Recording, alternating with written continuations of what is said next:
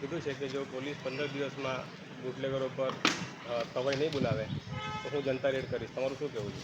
સાંસદ શ્રી આખા ભરૂચ લોકસભાના સાંસદ છે. સાથે સાથે નર્મદા જિલ્લાના સંકલનમાં કે નર્મદા જિલ્લામાં કંઈક પણ નાની મોટી એ થાય છે તો સાંસદ શ્રી તેમજ ડૉક્ટર દર્શનાબેન એ ખાસ એમની ઉપસ્થિતિ હોય છે.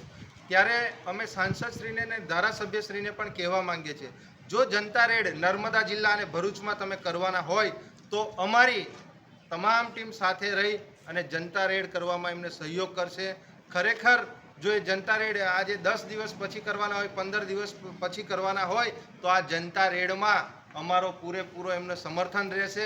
ક્યાંથી આપણે શરૂઆત કરવી છે? ભારતીય જનતા પાર્ટીના જે કરતા હરતા અહીંયા ગાડી નર્મદા જિલ્લામાં વહીવટ કરતા નેતાઓ છે એમના ત્યાંથી શરૂ કરવી છે કે ભરૂચ જિલ્લામાંથી શરૂ કરવી છે? અમારે સાંસદશ્રીને અને ડૉક્ટર દર્શનાબેન શ્રીને અમારે પૂરેપૂરો ટેકો રહેશે અને અમે સાથે રહીને અમને પણ કહેજો, અમને પણ જાણ કરજો, અમે તમારી સાથે આવશું અને આપણે જનતા રેડ સાથે મળીને કરીશું. જો ભારતીય જનતા પાર્ટી જો આટલી તટસ્થપણે જો જનતા રેડમાં સહયોગ કરતી હોય, નહીંતર તો પછી આવનારા દિવસોમાં કમલમમાં પાછા તેડા આવે, પ્રદેશના તેડા આવે અને પાછા આ જેવી રીતે અત્યારે સમેટાઈ ગયા છો એવી રીતે સમેટાઈ ના જાય તેનું પણ અમારે સાંસદશ્રી અને ધારાસભ્યશ્રીને સૂચન છે કે આપણે સૌ સાથે મળી અને આ જનતા રેડ કરીએ, જેથી કરીને આવા બુટલેગરો બેફામ ના થાય, આમ જનતાને આવી રીતે ઢોર માર ના મારે, જેથી કરીને આવી દુઃખદ ઘટનાઓ ભરૂચ જિલ્લો હોય કે નર્મદા જિલ્લામાં ના થાય.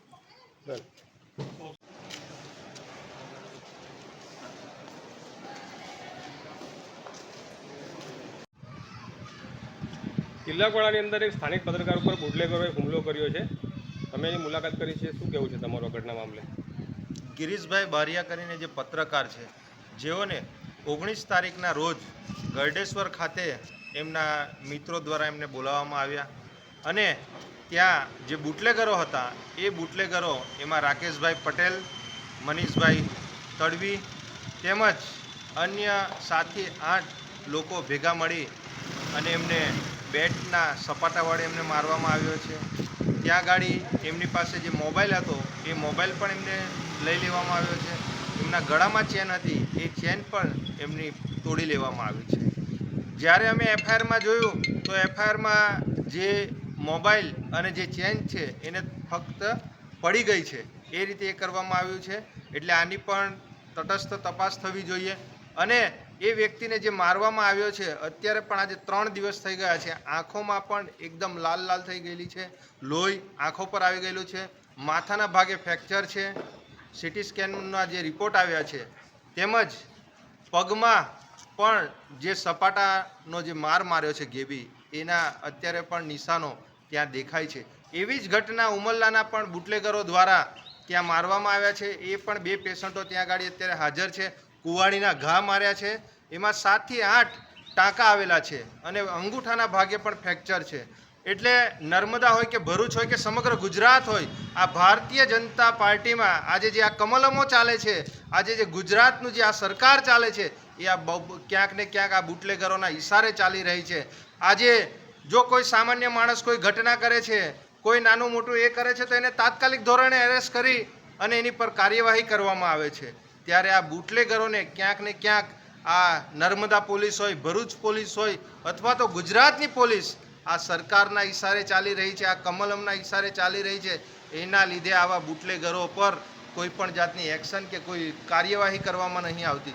જે એફઆઈઆર કરી છે એ એફઆઈઆરમાં પણ એક નોર્મલી એફઆઈઆર કરી અને એને એ કરી દીધેલી છે. એમાં જે કલમો ઉમેરવાની છે એ કલમો પણ ઉમેરાતી નથી. આજે એક સામાન્ય ઘટના થાય ત્યાં 307 જેવી ગંભીર કલમો લગાવી દેવામાં આવે છે, જ્યારે અહીંયા ગાડી નોર્મલી કલમો લગાવી અને બુટલેગરો અને જે પોલીસોના જે હપ્તાઓ જે કમલમ સુધી જાય છે એના લીધે આ બુટલેગરોને છારવામાં આવે છે. એમને જો આવનારા દિવસોમાં એક્શન નહીં લેવાય તો અમે સમગ્ર જનતાને સાથે રાખીને એસપી ઓફિસનો ઘેરાવો કરવાનો થશે. એસપી ઓફિસનો ઘેરાવો કરીશું. આ ભારતીય જનતા પાર્ટીના જે આ નેતાઓ છે, આ સાંસદો હોય કે ધારાસભ્ય હોય કે એમના જિલ્લાના પ્રમુખશ્રીઓ હોય, એ લોકો પોતાની અંદરની ઝઘડાના લીધે, એમના વહીવટોના લીધે, એના લીધે આ પ્રજાઓ ઉપર આ લોકો ધ્યાન નથી આપતા. એના લીધે નર્મદા પોલીસ અને આ બુટલેગરો આમ ખુલે આમ આવા ધંધાઓ કરી રહ્યા છે. અમારે ગૃહમંત્રીને પણ વિનંતી છે કે આવા લોકો પર કાયદેસરની કાર્યવાહી કરવામાં આવે. જો આવનારા દિવસોમાં કાયદેસરની કાર્યવાહી નહીં થાય તો અમે પ્રજાને સાથે રાખી આના કરતાં મોટા કાર્યક્રમો આવનારા દિવસોમાં આ નર્મદા જિલ્લા ખાતે અમે આપીશું. બેઠોથી મારતો હતો. હા, બે.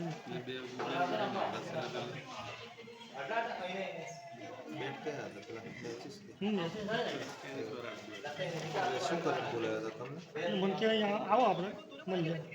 મેં ન્યૂઝ બેઠા તેરા પછી એક એનો ભાઈબંધ જેવો છે તો મેં કંઈ કામ છે એટલે હું ત્યાં ગયો હોટલ પછી એ ટાઈમે. પછી મને ત્યાંથી અંદર કે અંદર આવો અંદર હું કે ગાડી મારી જેવો મને નીચે ઉતારી પછી બધા મારા વર્ગી કરે. કોણ કોણ હતા મારવાવાળા? એક મનીષ હતો, પછી હિરણ અરુણ પટેલ કરીને હતું, એક હતા, 3-4 જણા હતા. પણ ભાઈ બીજા તો મેં નહીં હોય તો 7-8 જણા હતા ટોટલ. કેટલાક વાગ્યા? 7-7 વાગે. પછી શું કહેતા હતા? પછી મેં પાછું આ મળ્યો ને તો ટેટસ કાર્ડ લો આપણે તો મેં ઉતાવળીનું તમારું એ બધું હતું, એટલે બધું ગોલ ગોલ જ હતું એમનું. તેનો પ્લાન હશે ગમે તે આપણે. બરાબર. હવે સારું છે ને? સારું છે. ડૉક્ટરે શું કીધું?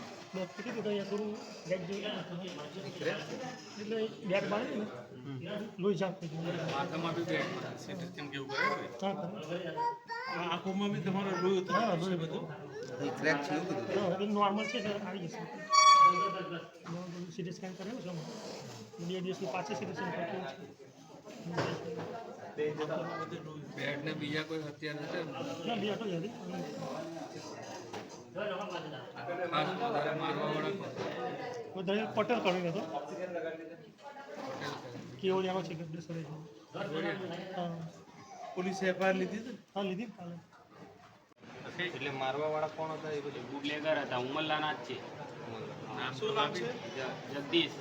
જગદીશ ને સુનો ને કલ્પેશ ને જગદીશના 2 છોકરા ને બીજા મારો ભાણી બીજો અંદર દાખલ કરે એને 2 ઝાપટો મારી. એટલે થયું તો શું એ તો એમ કે આ છોકરા રીલો બનાવે કાયમ જ તે આને ફોન કર્યો છોકરાએ, જે બુટલેગરનો છોકરો છે ને નાનો છે તે આને ફોન કર્યો કે ભાઈ રીલ બનાવીશ તે આ ભાઈને કીધું રેકોર્ડિંગ બી છે અમારી પાસે, આને ધમકી આપીને રેકોર્ડિંગ બી છે.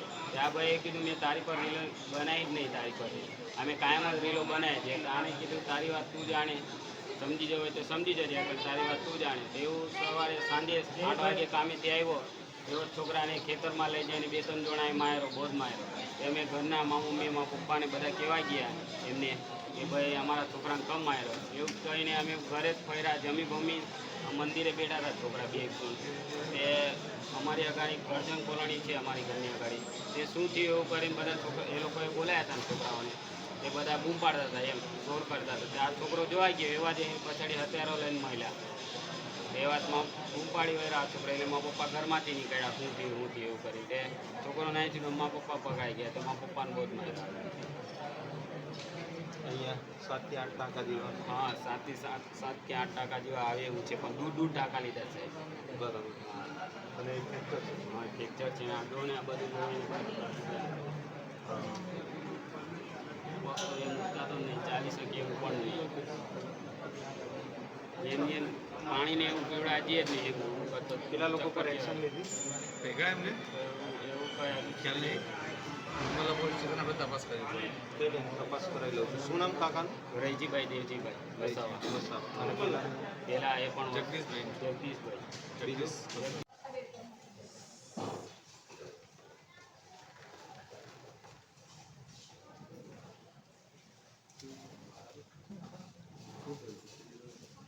એ સમયે દારૂ બુલેટ શું હતું? ખાલી કરશે? બુલેટ 7-8 જણનું હતું.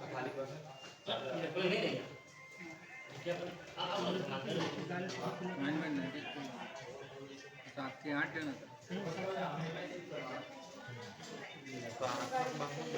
હાથમાં એ માર્યું એટલે પાલ હોય. એવું બધું નહીં. વધુ મારીશું, ઘરે આટા માર્યા કરે, ગાડી પર લાકડીઓ લઈને આટા માર્યા કરે. આ છોકરો જે દુકાન જાય તે દુકાને પણ 2-3 આટા જઈએ એવા થઈ. અંદર બીજા એડમિટ છે શું થયું? એ ભાણ્યો છે વિશાલભાઈ, જે હમણાં આપણે મોલીને આવ્યા ને એમ જ હતા, અમે જ છે. બરાબર. અને આ તમારા આ પપ્પા થાય એ કમાવાળો મેં એકલો જ થઈ શકે 200 રૂપિયા મજૂરી જ નહીં. બરાબર મારા પપ્પા બીમાર રહે છે એમને કંઈ નહીં આવે. સારું કાકા તબિયતની કાળજી રાખો. આ બેટના જ સપાટા પડે બધા વર્ષો જ આપો. હા હા હા ખ્યાલ જ આવે છે દીકું હા હા બધું છે ને સપાટા જ પડે જશે બેટના.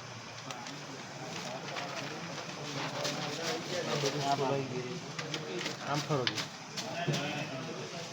બેટના સપાટાને ખેંચેલું નામ